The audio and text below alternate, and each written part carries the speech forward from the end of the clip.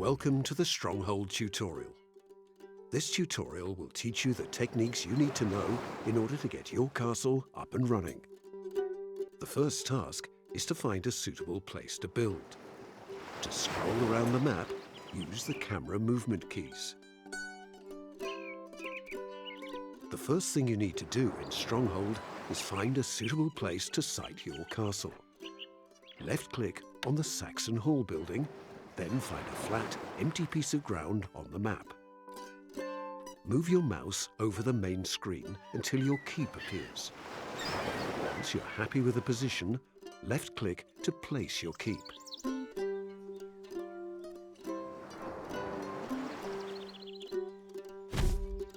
Wood has automatically been transferred from your starting goods into your stockpile.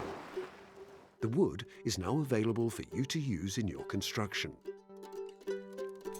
In addition to the Saxon Hall and the stockpile, you should see a campfire. Move the mouse pointer over it. The halo that appears is your population growth indicator. The more popular you are, the faster it will fill, and the quicker your population will grow. Every time the indicator makes one full rotation, a peasant will arrive and stand by the campfire until work becomes available. If the halo turns red, you are unpopular. The halo will then be showing you how quickly people will leave your castle. On the top left of the screen, you can see that there is plenty of food among your starting goods. But to use it, you'll need to build a granary. You can't do that at this point in the tutorial. Left-click on the granary building and move your mouse pointer in the area near the keep. When the granary building appears, left-click to place it.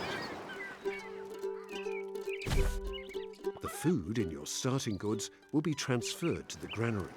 Your peasants now have an ample supply of food to eat.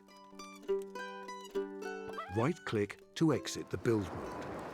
Then left-click on the granary you've just built to bring up the granary. This panel lets you see your food details and allows you to make changes to your rationing. On the right of this panel, there are 5 plates with varying amounts of food on them. These symbolize the different ration settings, from no rations up to double rations. At the moment, rations are set to the default of full rations.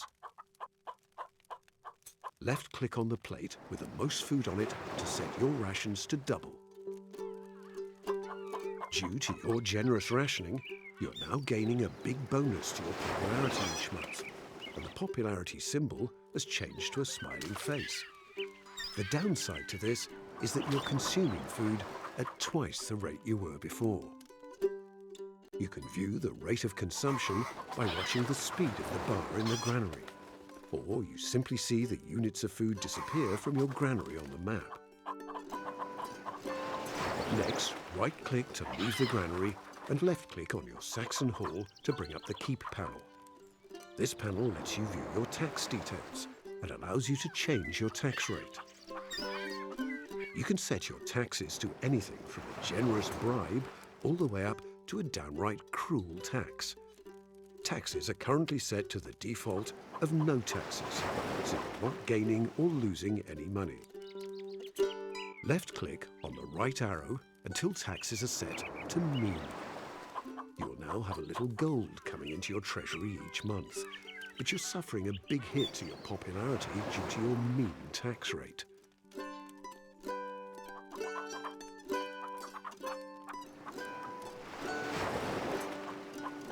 The scribe shows your popularity, gold, and population size. His expression reflects your popularity. The report book he is holding will help you to find critical information about your settlement. The large number at the top shows your popularity rating. Left-click on the report book. The reports panel is now visible. Left-click on the popularity button. Here, you see the effects of your actions on castle popularity for the coming month. Making changes to your tax rate and rationing are the 2 main ways of manipulating your popularity. With popularity over 50, people will come to the castle. Below 50, they will start to leave. Your tax rate and rations level will now be set to their original starting levels. Now, right-click again to leave the report. Now you have a grasp of how to place buildings and manage your taxes, food and popularity. Let's take a look at how to expand your settlement further. Running along the bottom of the screen are 6 shields.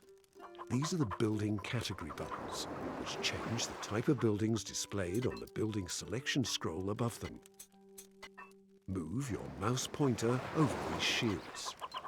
The shields will highlight, and above the building selection scroll, you will see a description of the button.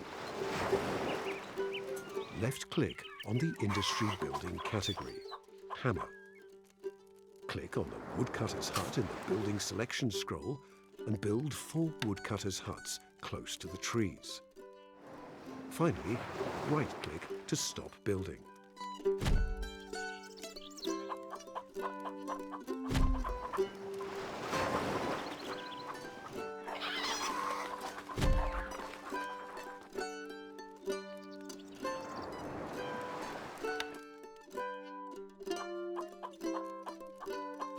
Good. Now you see that 4 of the peasants around your campfire have turned into woodcutters and are working at cutting down trees. Wood will soon begin to arrive in your stockpile. Now you need to start increasing your food stocks. Left-click on your granary again.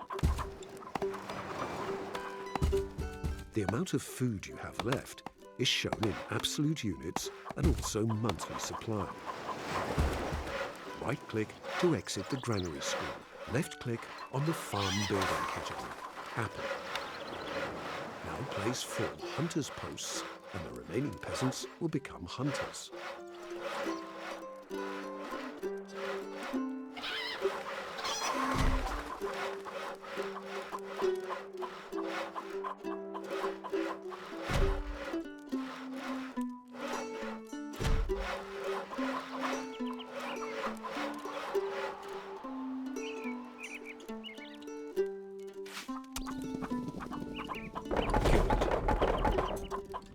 When the hunters have prepared their meat, they will place it in your granary. Aim to have at least enough food coming in to cover demand. The bottom set of numbers on your scribe's report show your current population followed by your available housing. It is currently 8 out of 8, which means the housing inside your Saxon Hall is at full capacity. Click on the Town Buildings category, House, and build a hovel.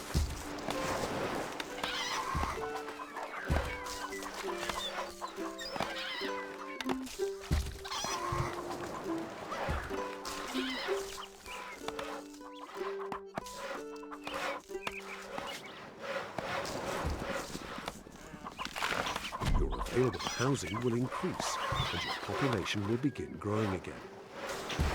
Each hovel you build will hold up to 8 people. Your settlement is growing, but so, of course, are the number of mouths to feed.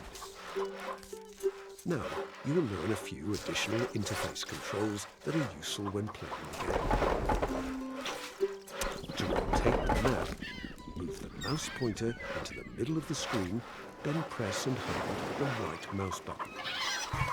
The camera interface icons will appear. Move the mouse pointer upwards onto the rotate icon.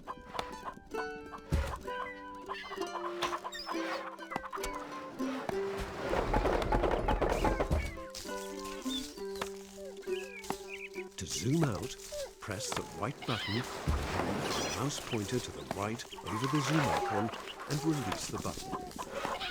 To zoom back in, repeat the process. Alternatively, use the mouse scroll wheel.